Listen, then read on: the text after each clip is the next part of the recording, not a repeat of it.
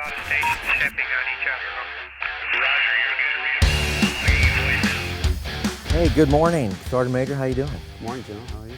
Hey, so we're going to film a little video this morning, and Sergeant Major and I sit down almost every morning. I grab my cup of coffee.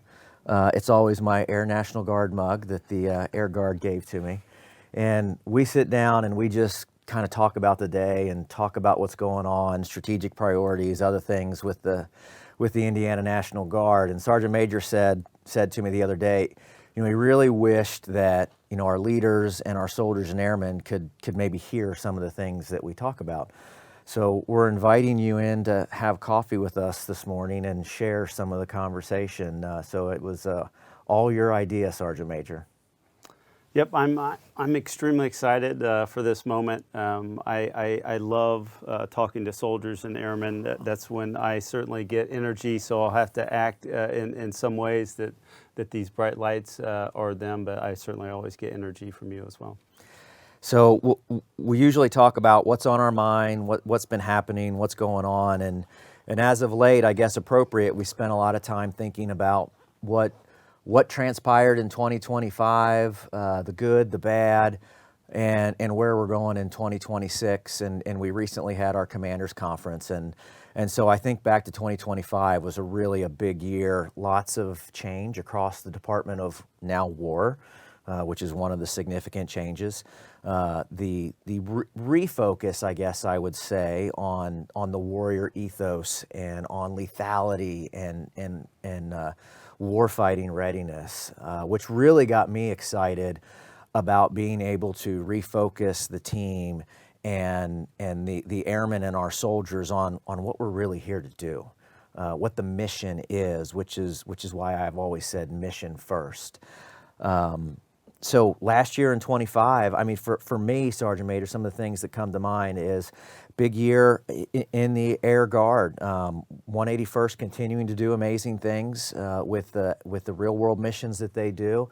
122nd continuing to progress on the F-16s. Looking forward to getting into IOC in 2026. Transformation happening across the Army. Big changes in force structure there. Maybe some uncertainty, but also really, I think, positions us well and is a positive thing for the future. What stands out for you in 25? Certainly all those things that you articulated well. Relentless enthusiasm. So reading the new FM-1 and us having the ability to host the Sergeant Major of the Army, Michael Weimer, and his amazing wife, Kimberly, and getting to have dinner with him and talk to him about FM-1 and relentless enthusiasm was certainly a professional and personal high moment for me and my wife and our force. I could watch Sergeant Major Weimer or SMA, I should say, read the back of a cereal box. The energy that comes out of him is absolutely remarkable. So that was probably my individual high water mark of 25. So we recently had our commanders conference, and the intent there was to really impart upon our senior leaders of the Indiana National Guard the importance of the number one priority, which is warfighting readiness. The threats we face are real. The threats are dynamic, and it's paramount that our airmen and our soldiers are ready to face those threats for our state and our nation. And so we talked about that, and it's an interesting shift as we as an organization are shifting from the past, which is the COIN environment and the war on terror, and how we trained and how we organized. We had a lot of time. We knew when our mobilizations and rotations were coming. We knew years in advance. And so our training programs were handed to us. They were given to us to execute. Our leaders didn't have to think about a training plan or do much assessment on the organization and where their organizations were. They were just told, fill your formations, retain your troops, and the training will be given to you at time of need. But I think this LISCO environment that we're transitioning to requires us to be ready right now to fight a very different war. And it requires a different mindset, don't you think? Yeah, certainly. As we talked before, and to highlight the Jimmy V speech, "Never Give Up," and where he talks about it's important to know where you've been, where you're at, and where you want to be. Not the future, but where you want to be, as in being very intentional about it. I see us at that crossroads of where we were at compared to where we're at right now, and then the inflection point of that we have to change.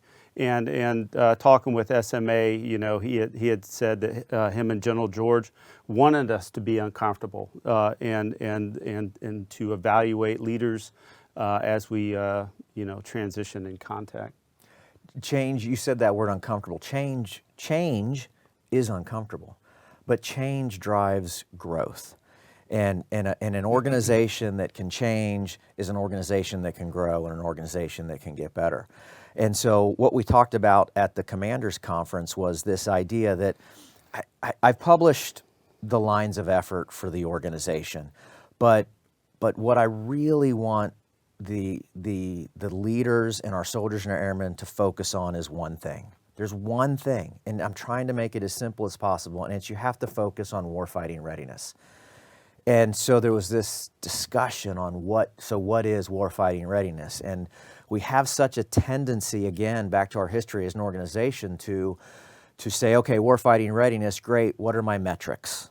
What are the 5 metrics you're going to evaluate me against and that are going to go on my NCOER or my OER that are universal across the organization so I know how to drive and build my plan? But it's different than that. It's not about that. It's not about the metrics. What does warfighting readiness mean to you? This was an ongoing discussion we had with the commanders. Yeah, I'm starting to get more comfortable sitting in this scenario. I'm comfortable standing in front of 100 or 4,000 troopers or airmen and feeding off of them. And so, does it make you more comfortable to hold a yeah, there we go. smoke There we grenade? go. I'd rather be throwing one of these than staring in these lights right now. But if I can think about the soldiers and airmen and connect, then really that's what it's all about. And so, for me, what warfighting readiness means is being extremely physically fit. So it's the one thing almost every day that I believe that you can control the controllables. And then at certain points, there's things that unfortunately get out of your control. So being physically fit, being in the right paragraph in line, being MOS qualified, obviously shoot, move, and communicate, being at the right level of professional military education, and just getting your folks, so as an infantryman, getting your folks in the field, pushing them, testing the equipment. I'm a huge commo nut. Working your comms packages, and then being able to medically take care of yourself and take care of your comrades. And I certainly think that we've gotten away from that a bit. And so when I speak about the leader and the led, that's what makes sense to me. And as a young E4, when I changed from what the Sergeant Major of the Army would say, compliance to commitment, to use his words, I started to read the old Army leadership manual, Be No Do. And as those words, dynamic leadership and the attributes that a leader must have, those words were exploding off of those pages to me.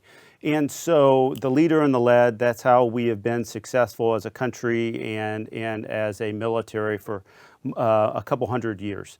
And so now my issue with that is we've put some things between the leader and the led.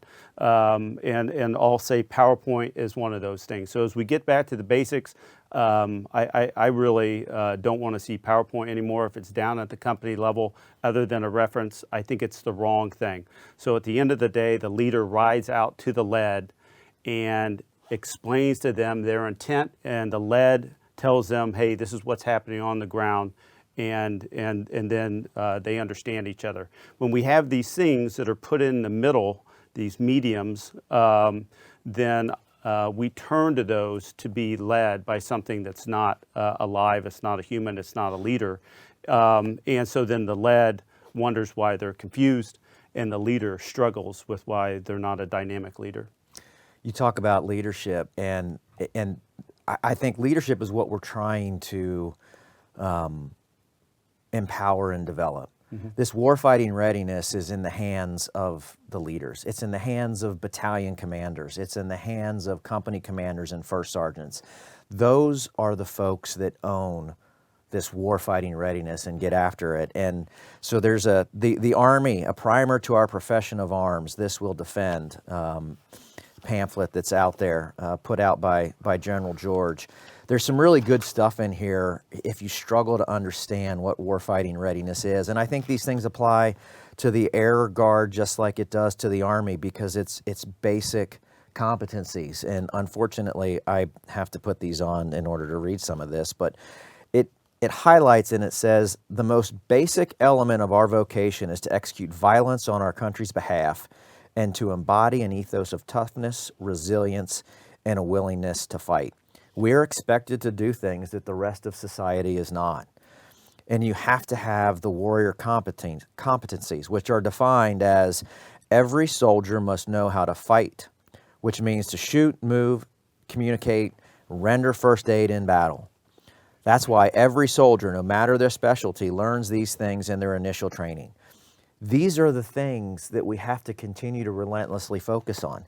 Every time you get into a Humvee and drive it, it's a training opportunity. Sure. It's being an expert at the basics. Every time there's an opportunity for a convoy, you should follow the processes, follow the leadership processes, and use that as an opportunity to train soldiers and airmen at every single level on the basics and being experts at the basics. Because if we can't do our jobs, the jobs that of our MOS or our AFSC, then anything above that, any collective training above that, is just a house of cards.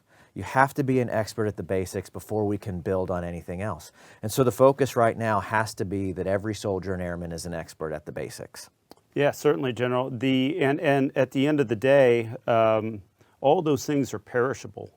And so if you're an E7 out there and you've been around and you've been on deployment, maybe in the corn environment, do you know how to read a map and to train associate with a compass and a protractor?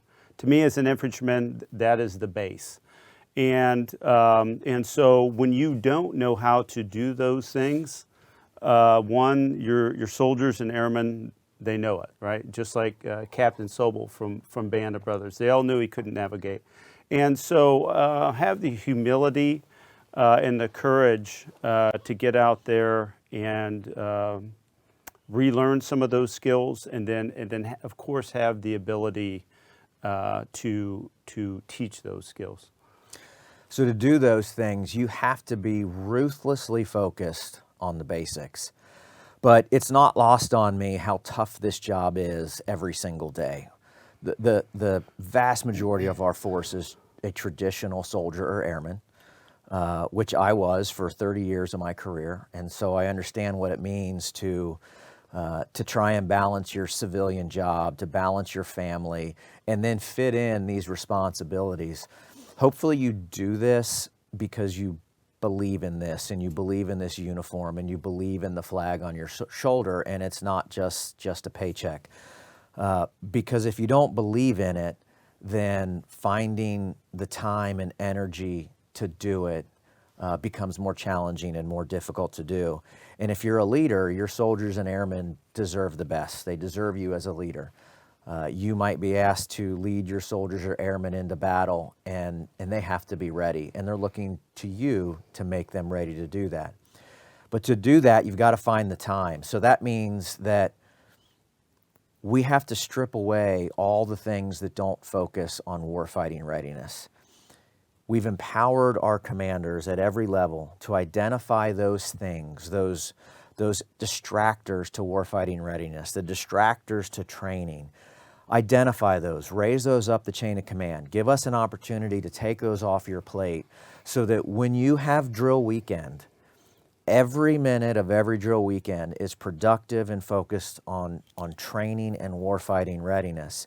And we peel away as much as we can of the distractors, or in some cases, things that are very important, but we just don't have time to do. I recognize we don't have all the time in the world to do all the things that we're asked. So we have to prioritize.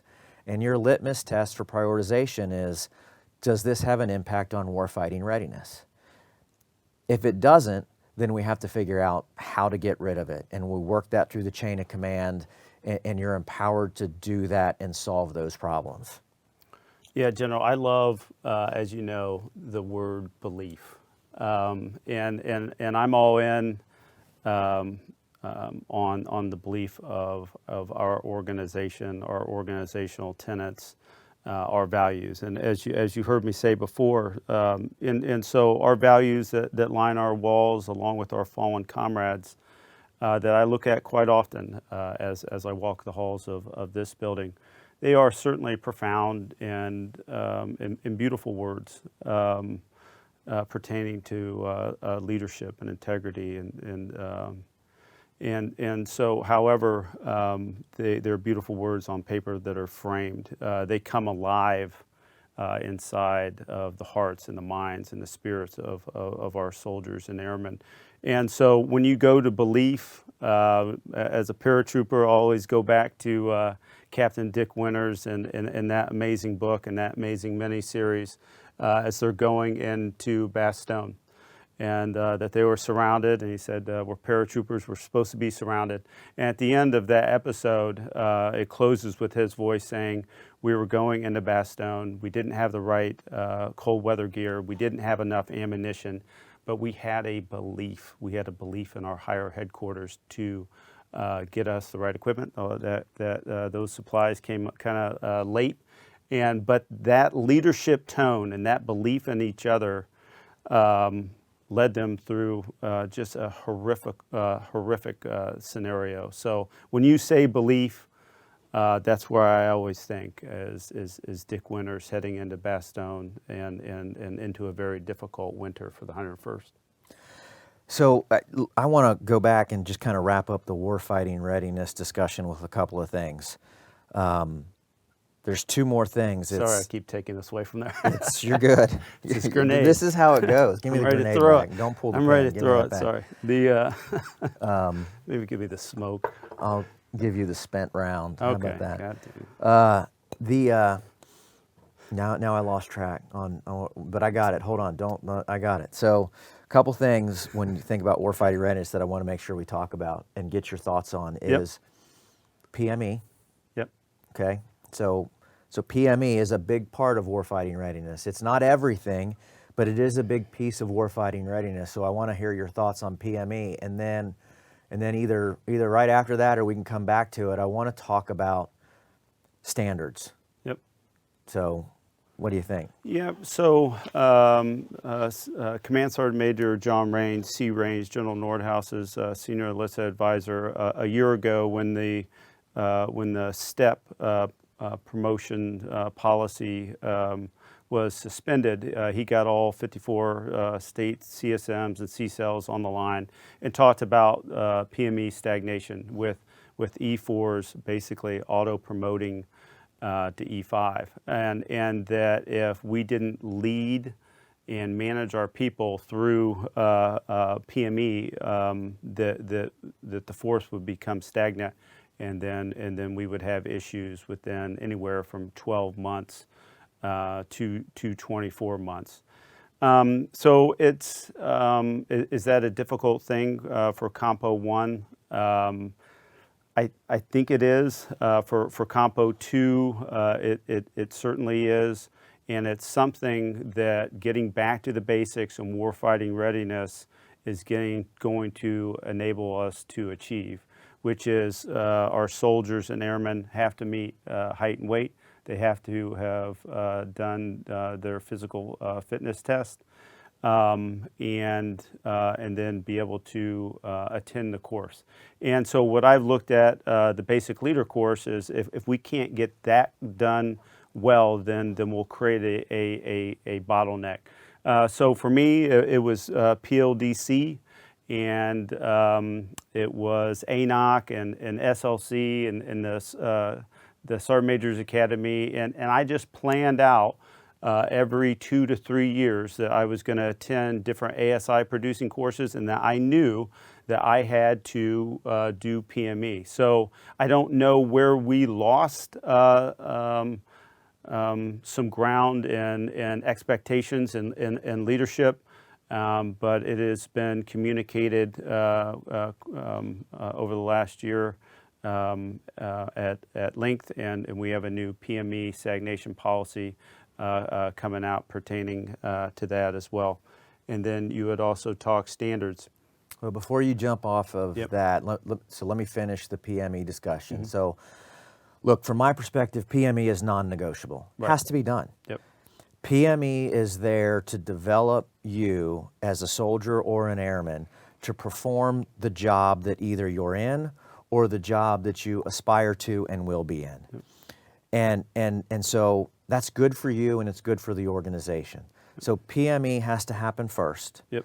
And we need to make sure that across the organization that the PME first policy is executed. And then and as part of that, you have to meet the standards. You can't go to PME if you don't meet the standards. Yep.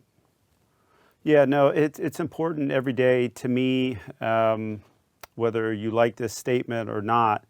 If you stand up as a leader in front of your formations at whatever level, company, battalion, brigade, division, or at the nominative level, and you don't look like you meet the standards, to me, you're already, in my mind, in a leadership deficit.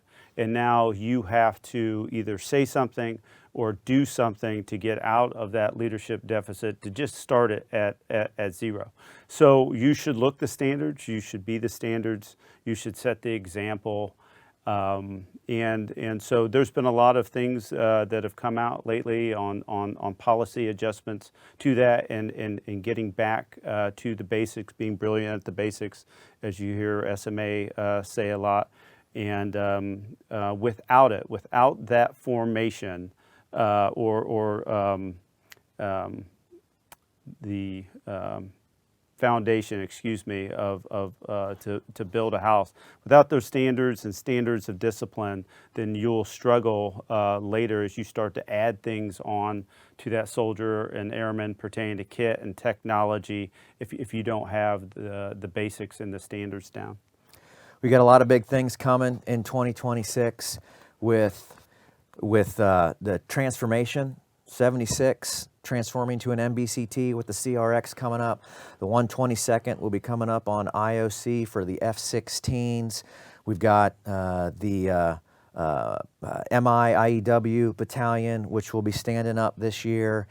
And so there's a lot ahead of us as we roll into 26. And I'm really excited about what we have. I think we set some good foundations, set a road ahead in 25 so that we can get better in 26 and then even go farther in 2027.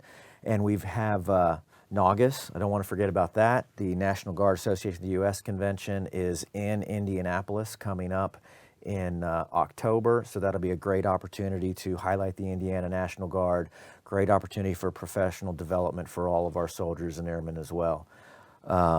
What excites you this year?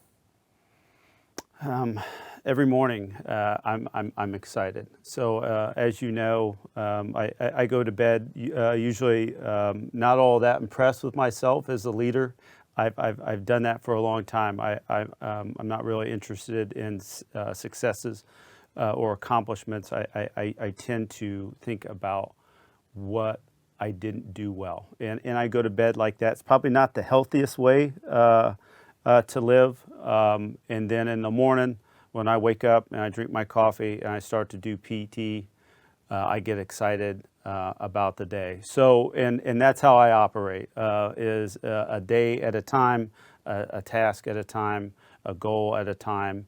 And unless somebody can tell me a better way to achieve individual, collective, and organizational goals, I'm going to keep doing that. So what I'm excited about is tomorrow with you and our force, and having the humility that a leader must have, having the relentless enthusiasm that a leader must have, having the courage to potentially run across the field and take a life of someone that's life that needs to be taken, or to give your life to save a life that needs to be saved. That's what I think about, and it excites me every day. And I'm ready to go right now. Let's go. Well, I guess we got some stuff to do. So I'm out of coffee, so I think that's all the time we've got. I appreciate it. Thanks, everybody. Yep, thank you. A lot of stations stepping on each other. Roger,